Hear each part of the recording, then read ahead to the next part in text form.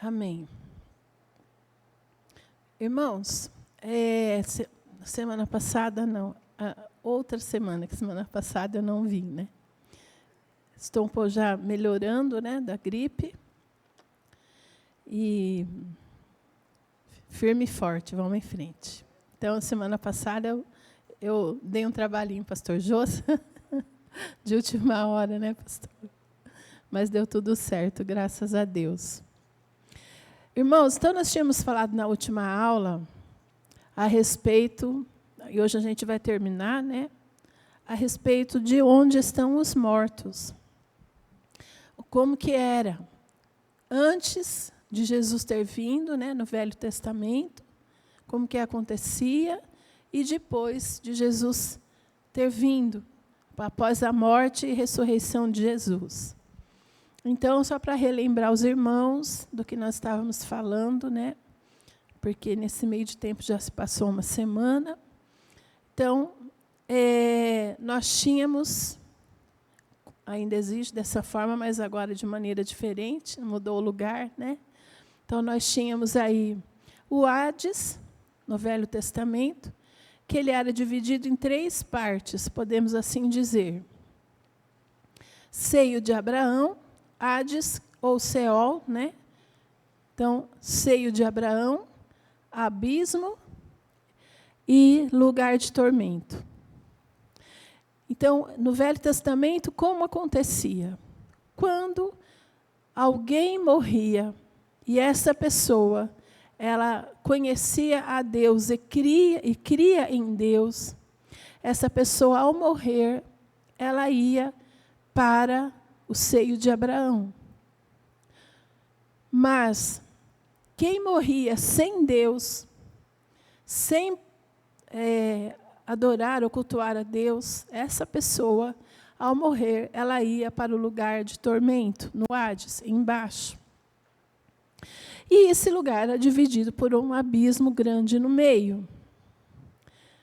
Isso era Velho Testamento, né?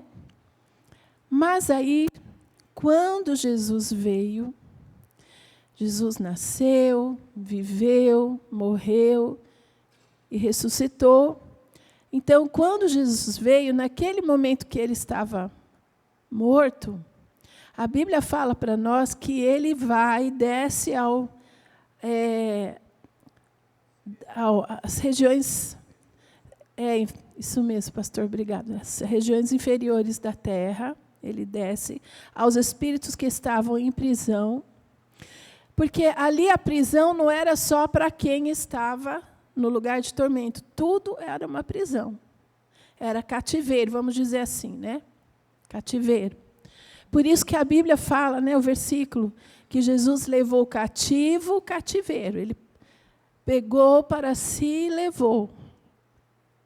Porque aqueles que então, ele morreu, e ao morrer ele desce nesse lugar, e ali ele prega da salvação para aqueles que estavam esperando a promessa, que um dia viria o Messias. Né? Aquelas pessoas que tinham morrido crendo em Deus, e aqueles, os profetas e todos mais, que esperavam o Messias que viria. Então, Jesus desce, ele se apresenta como o Messias e prega para eles, e fala para eles a respeito do amor de Deus, da salvação em Jesus. E aí o Senhor Jesus, então, pega essas pessoas, o seio de Abraão, e ele leva para cima, entrega nas mãos de Deus Pai. Então, esse lugar, hoje, ele se chama paraíso, aonde estão aqueles que morrem, né? E o apóstolo ainda usa muita expressão dormem, né? Jesus mesmo falava sobre dormir. Essas pessoas estão aguardando o dia do arrebatamento da igreja.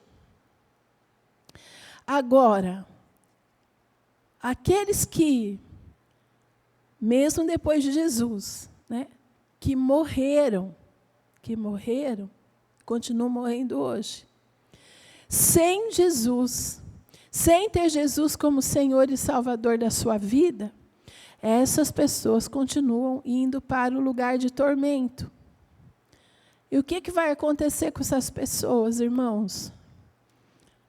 Até quando elas vão ficar nesse lugar de tormento? Vocês sabem? Como? Eternamente?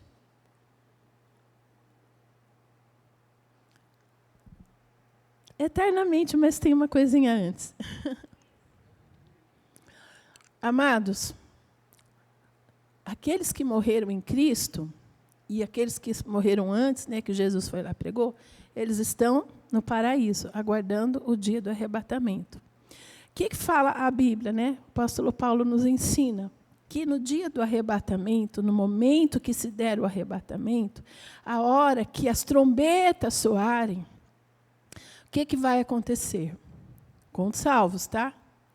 Aqueles que morreram em Cristo, a Bíblia fala que ressuscitarão primeiro. E eles vão nos aguardar nos ares. Mas não pense que isso vai demorar horas, não. Isso aí é segundos. E depois, nós, os que estivermos vivos, que cremos em Jesus, somos salvos, a noiva do Cordeiro, subiremos e encontraremos nos ares, e subiremos todos com o Senhor para a grande festa que acontecerá 7 anos, a festa das bodas do Cordeiro. Mas aqueles que morrem sem salvação, essas pessoas, elas não vão participar do dia do arrebatamento, elas continuarão mortas no lugar de tormento, esperando também uma ressurreição. Sabe que dia vai ser? Lá no fim, no dia do juízo do grande trono branco. Porque até lá, elas estarão nesse lugar de tormento. Mas depois, quando houver o grande juízo do trono branco, onde Deus vai julgar as nações e todos aqueles que, os demônios, Satanás, todos aqueles que não creram em Jesus, já estou adiantando um pouquinho da aula lá do fim para você. Nesse dia, quando todos forem passar diante do grande trono branco, eles serão condenados, e a Bíblia fala que serão lançados no lago de fogo e enxofre, aí sim, eternamente. E nós, os que estivermos em Deus, fomos a noiva do Cordeiro, agora já seremos esposa, rainha, e aqueles que são amigos do noivo, que estarão presentes também. Porque, amados, quero que você entenda uma coisa, é um privilégio para nós sermos igreja. Porque somente a igreja de Jesus, somente a igreja de Jesus, ela é noiva do Cordeiro, será esposa. Aqueles que do Velho Testamento que vieram antes, inclusive João fala sobre isso, né? João Batista, ele fala. Quando alguém foi lá questionar ele fala assim, olha, o amigo do noivo se alegra de estar na festa quando o noivo está presente. Porque ele mesmo fala que ele era amigo do noivo, ele não era a noiva. Ele reconhece que ele mesmo, sendo João Batista, ele ainda seria amigo do noivo. Então, todos aqueles que vieram antes, mesmo crendo em Jesus, pensa, amados, apóstolos, profetas, né? Apóstolos estão em Jesus. Os profetas, os patriarcas, todos esses são amigos do noivo. Quem mais que é amigo do noivo? Aqueles que vão ficar na grande tribulação dos 7 anos e vão ser salvos, mesmo durante esse período, a duras penas, que depois, durante esse dia, nós vamos falar como será esses 7 anos terríveis de tribulação. Mas esses que vão estar na tribulação, esses daí, e no milênio, esses que se salvarem e receberem Jesus, eles vão ser amigos do noivo. Estarão na festa, mas serão amigos. Noiva do Cordeiro é somente igreja, que recebeu Jesus hoje pela graça, através do sangue de Jesus precioso derramado na cruz do Calvário. Amados, qual que é a diferença em ser amigo e ser noiva? Quando Jesus vier para reinar no milênio, ele não vem sozinho. Ele virá com todos os anjos, porque haverá uma guerra. Depois ele reinará. Reinará com quem? Quem sentará no trono junto com Jesus, lá de Jerusalém, para reinar sobre as nações? A igreja de Jesus. Porque seremos esposa do Cordeiro, rainha. Ele é rei, nós seremos rainha.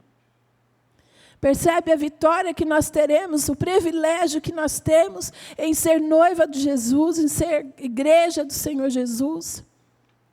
Então, aqueles que morrem hoje sem Cristo continuam no lugar de tormento, descem para o lugar de tormento.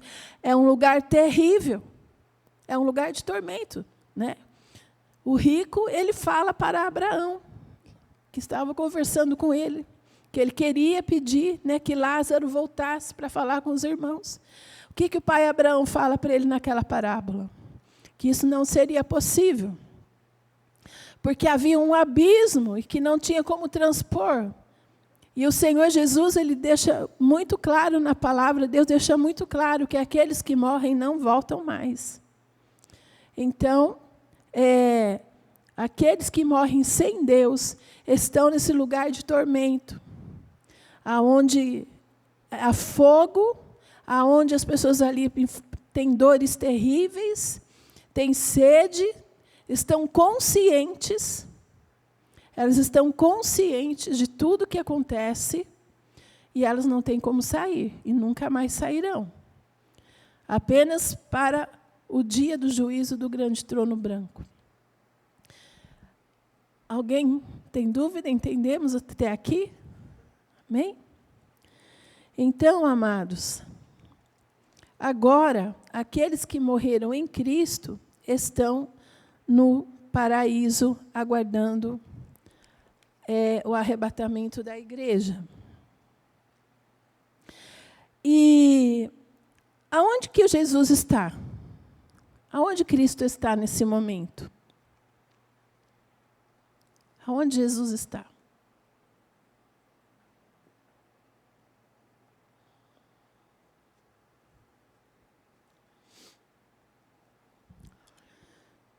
Jesus também está no céu.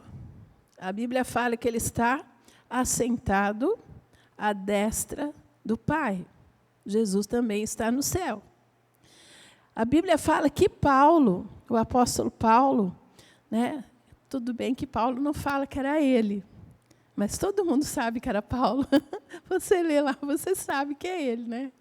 Ele não quer falar dele mesmo, mas todo mundo, ao ler aquilo, você já sabe que é Paulo, né? Ele fala de um homem que subiu até o terceiro céu. E ele esteve nesse lugar. Então, isso quer dizer que o céu está em cima. O Senhor Deus, ele está em cima, Jesus está em cima. E nós podemos ler aqui, se você quiser acompanhar comigo, vamos lá. Atos 2, 27.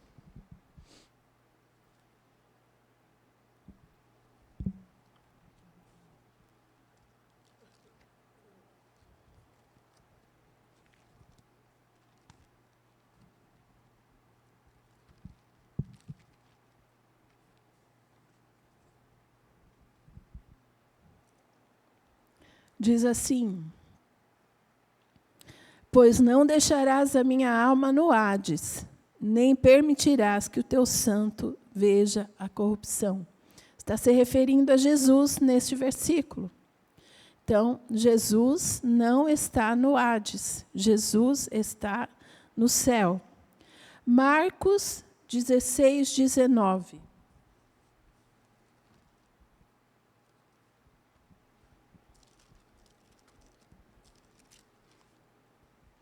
Marcos 16, 19.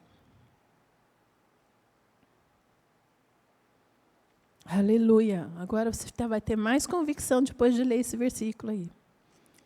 Ora, o Senhor, depois de lhes ter falado, foi recebido no céu e assentou-se à direita de Deus. Aleluia. Então, o corpo de Jesus foi glorificado desde o momento da sua ressurreição. Como provam, né, as propriedades novas e sobrenaturais de que, a partir de então, ele goza permanentemente do seu lugar no céu. 1 Pedro 3, 22.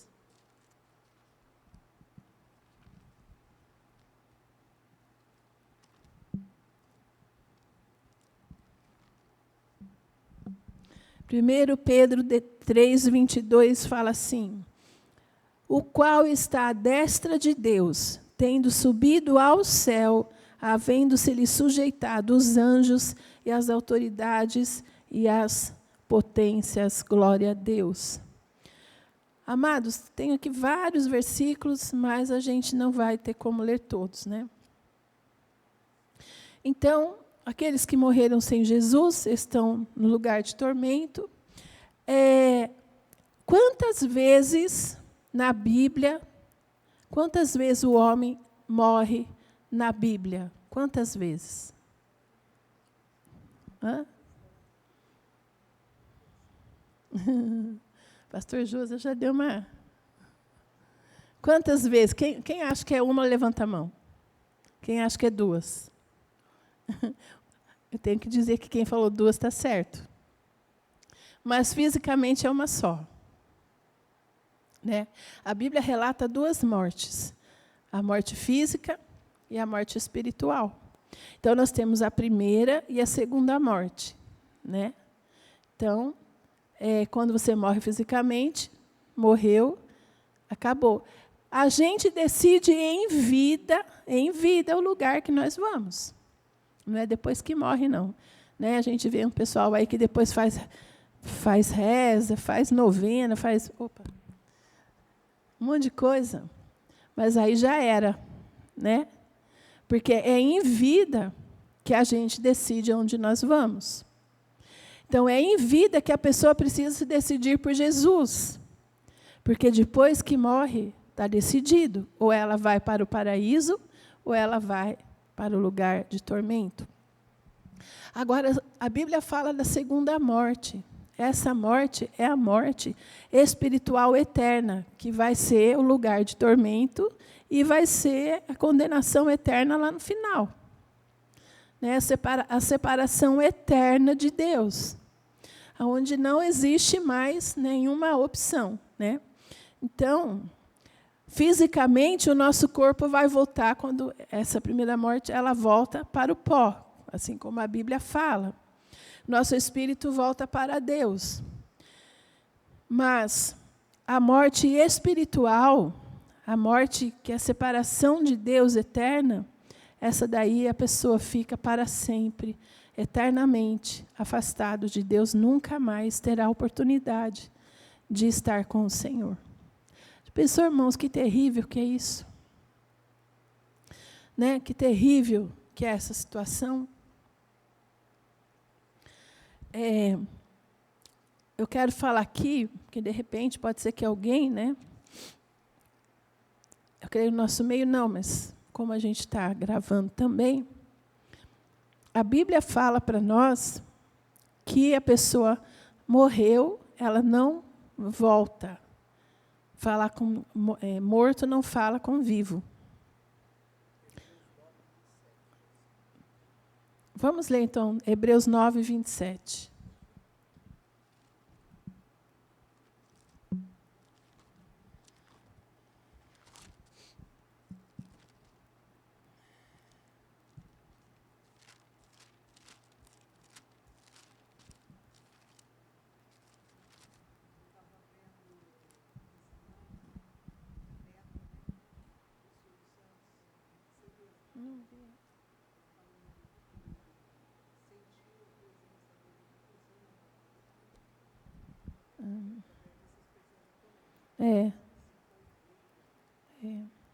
Está escrito: e como aos homens está ordenado morrerem uma vez, vindo depois disso o juízo.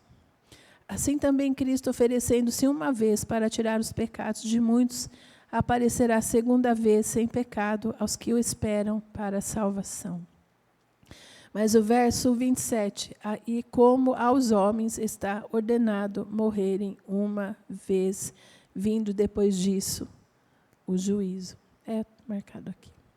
Então, amados, esse negócio de a pessoa falar assim, porque a pessoa morreu e veio falar comigo, mandou mensagem, isso não é de Deus, não é a pessoa.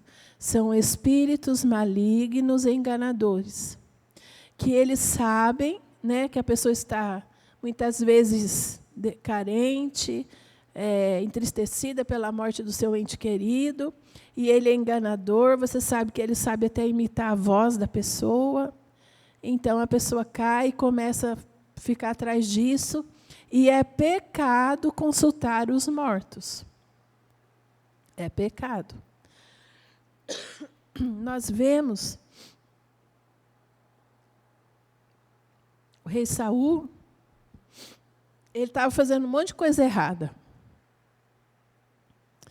E ele tinha uma guerra por enfrentar. Estava morrendo de medo de morrer nessa guerra. Como Samuel já havia morrido, o profeta Samuel, ele não tinha para quem perguntar se ele deveria ir para a guerra ou não, o que ele deveria fazer. Então, ele estava apavorado. E a Bíblia relata que ele vai consultar uma feiticeira. E a Bíblia fala que a feiticeira ali chama o espírito de Samuel, né, para falar com Saul. Obrigado, Lir.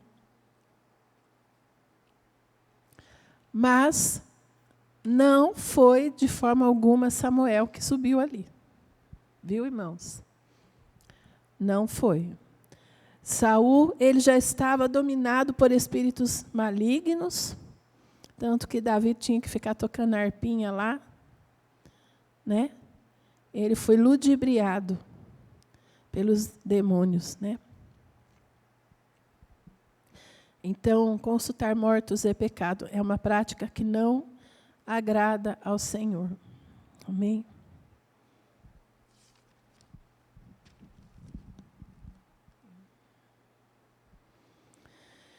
Bom, o estado dos justos falecidos.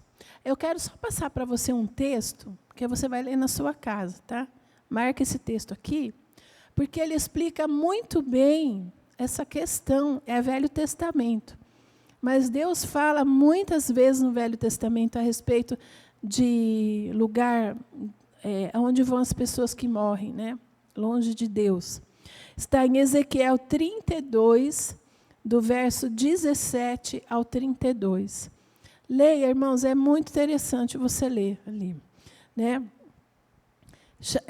Deus chama ali o rol das nações, que são nações ímpias. Ali já fala que elas vão todas para o Hades. Esse Hades é o lugar de tormento. Mas você lê esse texto, Ezequiel 32, 17 a 32, que você vai entender assim muito claramente o que está falando nessa passagem, né?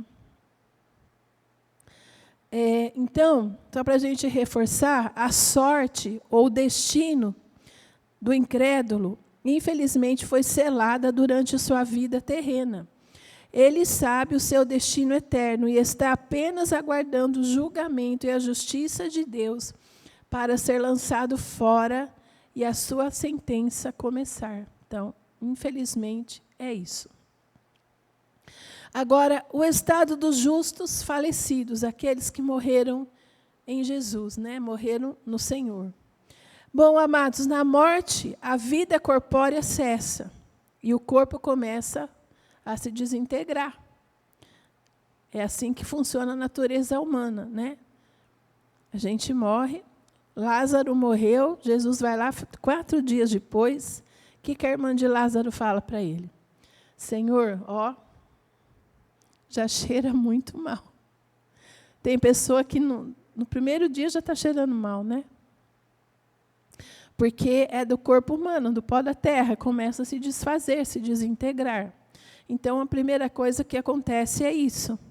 Mas, no momento da morte da pessoa, o espírito, ele volta para Deus. O corpo fica, mas o espírito volta para Deus.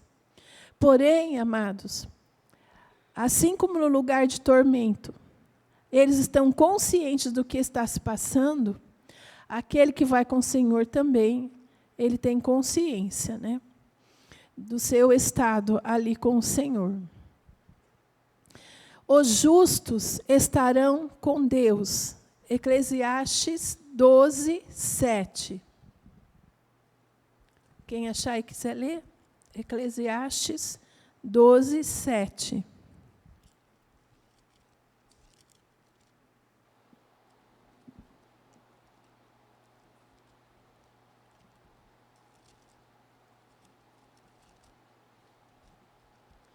Eclesiastes 12, 7. Fala assim. Alguém vai ler?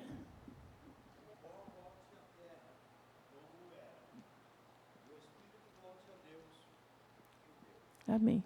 Lê de novo, Nil. Ele está levando o microfone. E o pó volte à terra, como era, e o espírito volte a Deus, que o deu. Aleluia. Então, aquele que morre salvo em Cristo, seu corpo vai para o pó da terra, aguardar o arrebatamento. Mas o espírito está com Deus. E no momento do arrebatamento, né, as pessoas vão ressuscitar e aguardar nas nuvens. Os justos estão no paraíso, conforme Apocalipse 2, 7. Vamos ler Apocalipse 2, 7.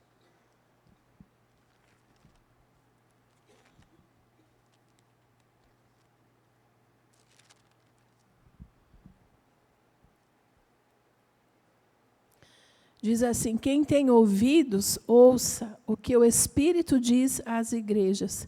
Ao que vencer, dar-lhe-ei a comer da árvore da vida, que está no meio do paraíso de Deus. Então, aquele que morre em Senhor, os justos, eles estão nesse lugar, no paraíso de Deus com o Senhor, aguardando o momento do arrebatamento, né? É um lugar de bem-aventurança. Já é um lugar, amados, às vezes a pessoa, né, a gente, por exemplo, vamos citar aqui o caso da Patrícia. A igreja orou muito por ela, não orou? Nós oramos muito por ela, porque é lógico, a gente pede ao Senhor que cure, que a pessoa possa viver. Mas você sabe que o Senhor curou ela. Não curou? Será que ela entrou no céu com a doença que ela estava? Não. Ela entrou saudável, curada, restaurada e está com o Senhor. Então, muitas vezes a cura não significa que a pessoa vai ficar com a gente. Mas ela recebeu a cura, o descanso, que é lugar melhor para a pessoa estar, né? Então, o Senhor respondeu a oração da igreja. Não da forma que nós pensávamos, que nós gostaríamos, mas foi o melhor de Deus para a vida da Patrícia. Irmã, amados, às vezes a gente fica questionando Deus em algumas coisas. Como numa situação dessa. Mas, Senhor, você não podia, né? O dia de amanhã pertence para Deus. Ele sabe, amados, se eu vou permanecer firmada nele. Se eu vou permanecer fiel até aquele dia. Porque nós não sabemos o que vamos enfrentar. E se nós temos estrutura para suportar aquilo que está por vir. Então, muitas vezes, Deus permite que isso aconteça, Ele leva a pessoa para que ela possa estar salva, já com Ele. E ela, porque Ele sabe que muitas vezes, não estou dizendo que é o caso dela, mas muitas vezes a pessoa não vai permanecer fiel, firmada no Senhor. Né, e poderá, se ela ficar, perder a sua salvação. Então, para que essa pessoa já está pronta, está no momento que ela já está pronta, está ali com o Senhor, já está realmente firme com Deus, Jesus fala, vem comigo. É preferível a pessoa com Ele salva do que perdida eternamente. Né? Então, nós temos que entender muitas vezes que o trabalhar de Deus, os caminhos que Deus usa, a forma que Deus trabalha, muitas vezes não é a maneira que a gente quer, mas possa ter certeza de uma coisa, é a melhor decisão que Ele podia tomar para a vida de alguém. Porque Deus, ele nunca erra. E ele nunca faz o pior. Deus sempre vai fazer o melhor, seja em qual for a situação. Outra coisa, os justos, eles estão no descanso. Né? Eles estão agora, acabou o seu labor aqui na terra, acabou todo o sofrimento, acabou tudo isso, agora eles estão no seu descanso com o Senhor. Então, eles estão aguardando. Aleluia! Então, eles estão no descanso, no seu momento de refrigério, depois de tanto trabalhar. Vamos lá, Apocalipse 14, 13.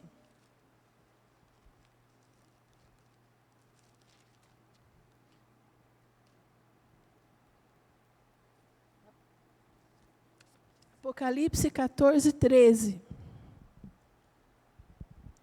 Olha só. E ouvi uma voz do céu que me dizia: escreve, bem-aventurados os mortos, que desde agora morrem no Senhor.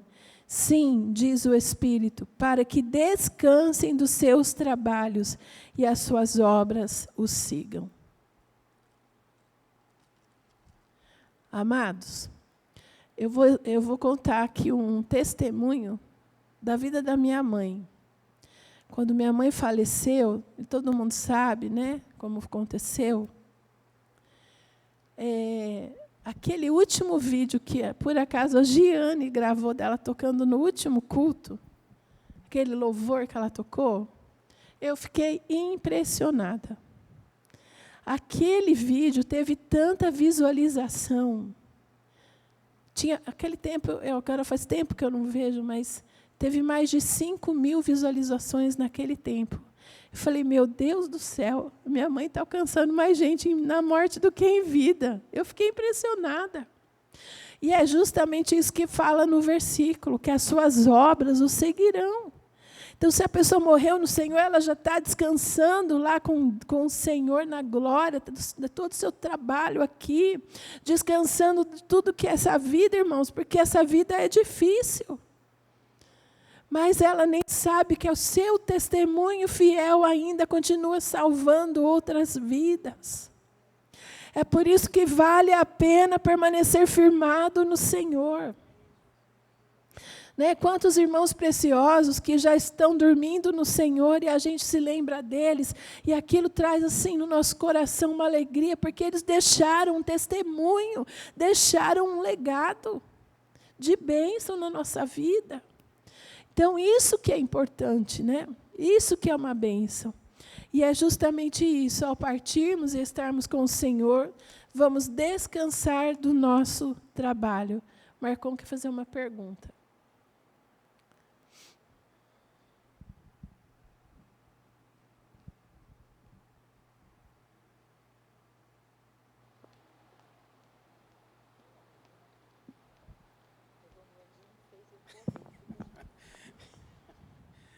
Paz, Senhor. Paz. Uma dúvida que eu tenho, né? Jesus disse que o evangelho seja pregado em todas as nações. Todo mundo, todo ser humano vai ouvir falar de Jesus? Todo mundo? A Bíblia fala de todas as nações. Por exemplo, aquela tribo afastada lá no meio do nada. A Bíblia fala de todas as nações. E este evangelho será pregado a todas as nações. Não fala a todas as pessoas. Fala a todas as nações. Agora, amados, eu particularmente acredito que o Senhor, através do seu Espírito Santo, Ele não vai deixar que uma pessoa que nunca ouviu seja culpada de uma coisa que ela não sabe. Né? Eu acredito que sim. Isso estou falando a pastora Miriam, né? O Espírito Santo vai trabalhar, porque, inclusive, nesses últimos dias que nós estamos vivendo, a palavra fala que virá um grande avivamento sobre a terra. Então, o evangelho será mesmo anunciado, será pregado. E eu acredito que, de alguma forma, meu irmão, né, se estiver alguém que nunca ouviu falar, o Senhor vai trabalhar para essa pessoa poder, pelo menos, ter assim, porque nós temos o livre-arbítrio, né? Poder ter a decisão de receber Jesus ou não. porque tu falou que quando morre sem Jesus, né, vai para o Sim, Hades, sim, vai, lugar fica de tormento. aguardando até o julgamento. Sim. Chega no julgamento final, não muda nada para aquela pessoa. Não, não muda. Talvez Muda o lugar mude que ela vai estar. Que, em vez de lugar de tormento, ela vai para o lago de fogo e enxofre, junto com Satanás e todos os demônios. Isso muda. Né? Bom, queridos, o estado dos ímpios falecidos. As passagens do Novo Testamento que tratam dos maus ou injustos, no estado desincorporados, quer dizer, mortos, essas passagens são menos numerosas do que as que falam dos justos. Porém, as poucas que se relacionam com este assunto, elas conduzem a várias conclusões que eu vou falar para vocês aqui. Primeira, os ímpios falecidos estão separados de Deus. Lucas 16, 23. Lucas 16, 23.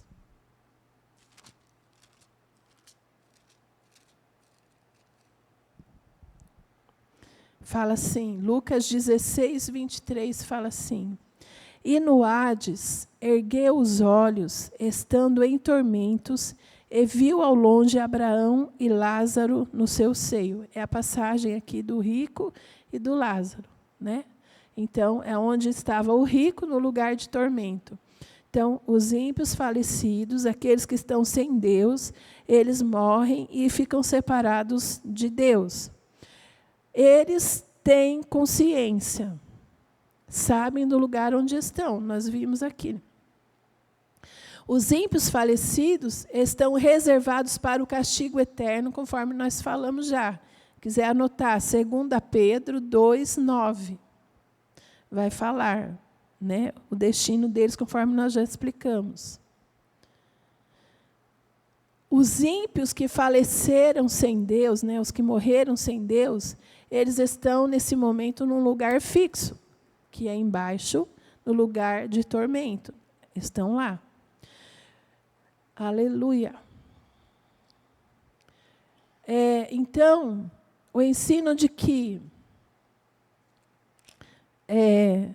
os mortos, justos ou ímpios, se encontram na sepultura, em sono profundo, em estado de inconsciência, como ensina uma certa religião, que eu não vou citar aqui, não encontra apoio nas Escrituras.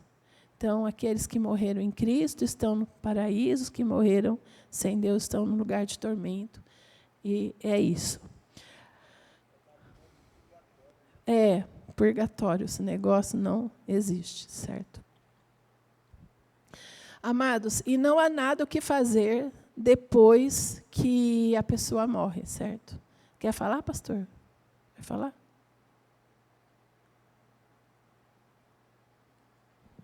É que existe um ensino nessa determinada religião muito abrangente e que fala que existe um lugar aonde as pessoas eles morrem e vão para esse lugar e lá eles vão purgar os pecados que cometeram. E depois que purgarem, isso aí pode levar algumas dezenas de milhares de anos, aí então a pessoa fica redimida.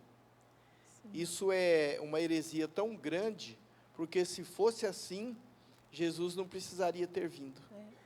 O sangue dele teria sido derramado em vão.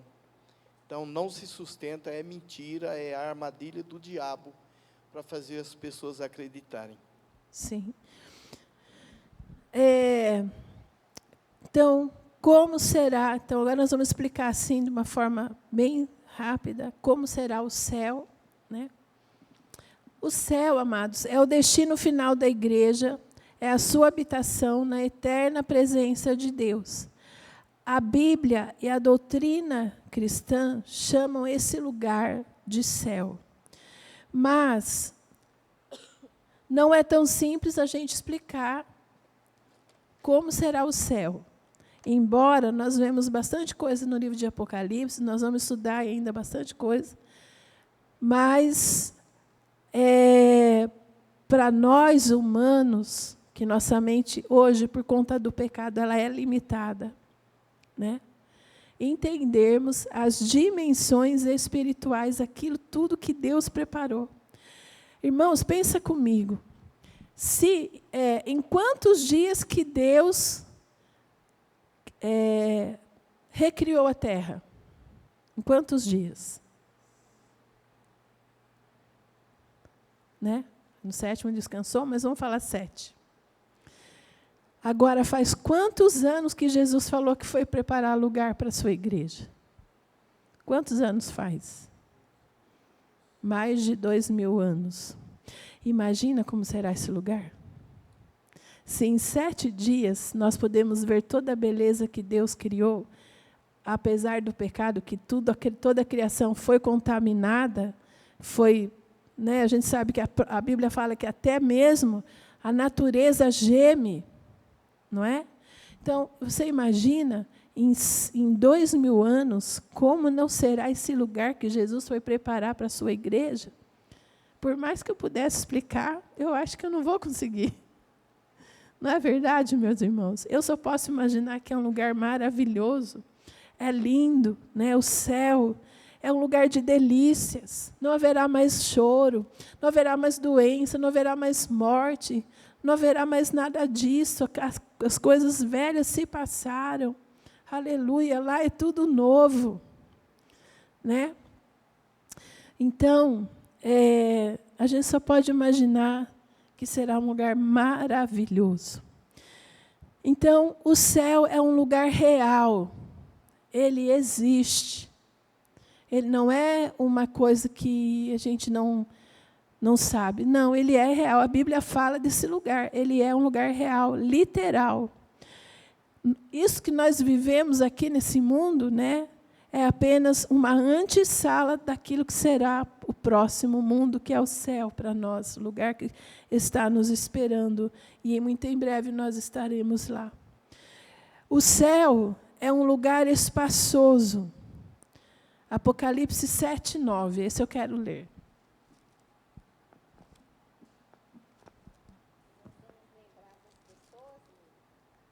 Vamos lembrar. Apocalipse 7:9. Assim, vamos lembrar que conhecemos aquela pessoa. Só não saberemos, foi meu pai, foi minha mãe, foi meu marido, senão o céu não será céu, né? Porque poderemos sentir saudades. E Deus fala, a Bíblia fala que nós não vamos ter isso lá. Mas eu vou encontrar você e falar, Licéia, eu te conheci, nós íamos na igreja junto. Né? Vamos festejar. Mas não vamos nos lembrar dos que ficaram também. Né? Apocalipse 7:9 diz assim: depois destas coisas, olhei, e eis aqui uma multidão, a qual ninguém podia contar, de todas as nações. Cadê o Marcon? Escuta bem. Olha aí. Ó. De todas as nações, e tribos, e povos, e línguas. Então, eu acredito que o Senhor vai se preocupar com aquele que não ouviu. Não é, irmão? De todas as nações, e tribos, e povos, e línguas, que estavam diante do trono e perante o Cordeiro, trajando vestes brancas e com palmas em suas mãos. Bom, nós lemos esse texto para falar que o céu é um lugar espaçoso. Então, você pensa, todo mundo que vai subir antes, porque isso aqui é uma passagem da grande tribulação, tá? E todo mundo que vai subir depois. Você já pensou quanta gente vai ter no céu? Se for um lugar pequeno, não vai caber, né? Vimos já que o céu fica em cima. Para quem está marcando aí, Atos 1:9. Atos 1:9. 2 Reis 2:11. 2 Coríntios 12, 2 e 4. Apocalipse 21, 3 e 4. E Apocalipse 22, 3 e 5.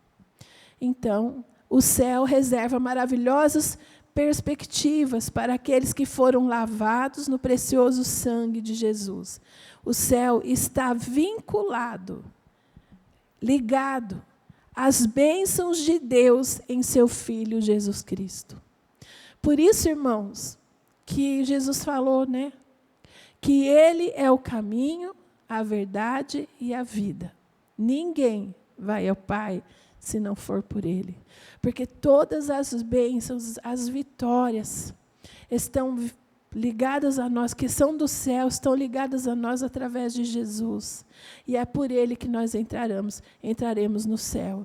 Então, amados, o seu cartão da sua passagem tem que ser carimbada com o sangue de Jesus. Se não tiver a marquinha do sangue na sua passagem, você não vai conseguir entrar, né?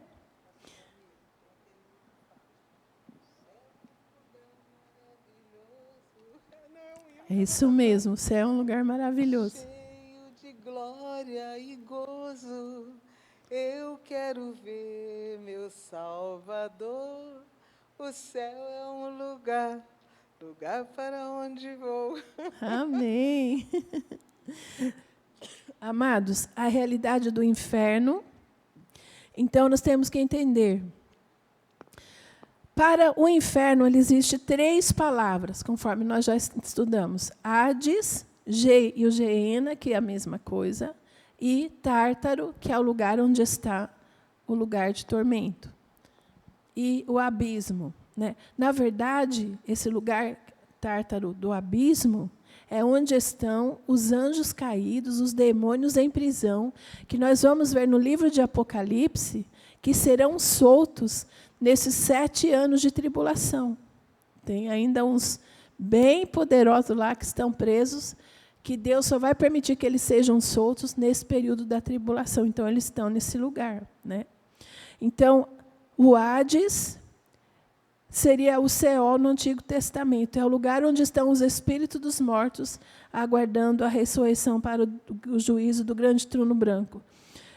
O Geena, como falamos, refere-se ao inferno em relação ao castigo eterno, é o lugar para onde irão os injustos após o julgamento. E o Tártaro é usado para referir-se à prisão dos anjos caídos. O inferno é o contrário do céu. Se você quiser anotar aí o versículo, irmãos, porque não vai dar tempo da gente ler. Então, o inferno é o contrário do céu. Mateus 11, 23. Para quem está anotando. Cristo prometeu fazer a sua igreja triunfar sobre o inferno. Mateus 16, 18. No inferno, a vida consciente e sofrimento eterno. Lucas 16, 23. Deus tem poder de matar o corpo e lançar a alma no inferno. A Bíblia fala isso. Então, anota o versículo aí, Mateus 10, 28. A indisciplina dos nossos membros pode ser a causa da condenação do corpo ao inferno. Mateus 5, 29. Falta de comunhão com Deus e o Espírito Santo e santidade vai ocasionar isso, né? A nossa condenação ao inferno. Não há escape no inferno para o que morreu longe de Deus. Mateus 23, 33. E o inferno será um lugar de sofrimento eterno e de eterna separação do Salvador. Mateus 13, 42 ao 50. E Mateus 25, 41. Amados, eu só queria terminar falando para vocês, porque eu falei na aula passada, na última aula que eu estava aqui, até porque nós estamos falando, né, de lugar de tormento, de primeira morte, segunda morte. Eu queria somente deixar claro para vocês que a Bíblia também fala de pecado para a morte. Então, aquela pessoa que comete esse pecado, essa pessoa vai para esse lugar de tormento. Ele vai sofrer a segunda morte. Mas, pastora Miriam, o que é esse pecado? Daí você pode anotar os versículos, porque o apóstolo João fala isso, que não é para a gente orar pela pessoa que cometeu esse pecado. Pecado para a morte. É uma coisa muito séria, né? Então, esse texto está em 1 João 5,16. Também você pode anotar aí 1 Coríntios 5, de 1 a 8, vai explicar o apóstolo Paulo. 1 Coríntios 11, de 28 a 32, porque, irmãos, a igreja de Corinto não tinha igual, hein? Ela, só o sangue do Cordeiro. Paulo dá uma chamada boa nessa igreja, né? E Atos 5, de 1 a 17. Eu quero só falar com você o seguinte, no Velho Testamento nós temos algumas passagens também que Deus fala conosco a respeito de pecados que Ele não perdoa. Você sabe que tem pecado que Deus não perdoa, né? Esse pecado para a morte. Agora, Deus perdoa os pecados? Sim, Deus perdoa o pecado. Deus não perdoa iniquidade. O que é iniquidade? Iniquidade é a pessoa decidir viver no pecado continuado. Ela não tem arrependimento. Nós podemos falar, então, que seria a apostasia pessoal. O que é isso, pastora? É quando a pessoa torna nulo a eficácia do sangue de Jesus na vida dela. E lá em Hebreus 6 vai falar a respeito daquela pessoa que uma vez viveu no meio, eu vou falar assim claramente porque é no nosso tempo que a gente pode entender assim. A pessoa já viveu no meio evangélico, a pessoa já teve o Espírito Santo dentro dela. O Espírito Santo, irmãos, qual que é a função do Espírito Santo? Convencer o homem do seu pecado, da justiça e do juízo. Quando o Espírito Santo se retira da pessoa, porque a Bíblia fala que ele pode ser extinguido, não há mais como a pessoa ser convencida do seu pecado, porque ela já não tem a atuação do Espírito Santo. E outra, essa pessoa, ela começa a ter a mente cauterizada pelo pecado. Então, ela peca hoje, amanhã ela peca de novo, depois ela peca. É reincidente. E a Bíblia fala para nós que a pessoa que vive nessa prática de pecado, ela é como se ela pegasse Jesus e levasse para a cruz novamente. E Deus, Ele não suporta ver isso. O seu filho, toda vez, ser levado à cruz, e levado e exposto à vergonha por causa do nosso pecado. Mesmo nós que pecamos acidentalmente, que eu nem gosto muito de usar essa palavra, acidente, porque todos os pecados a gente precisa pensar para fazer.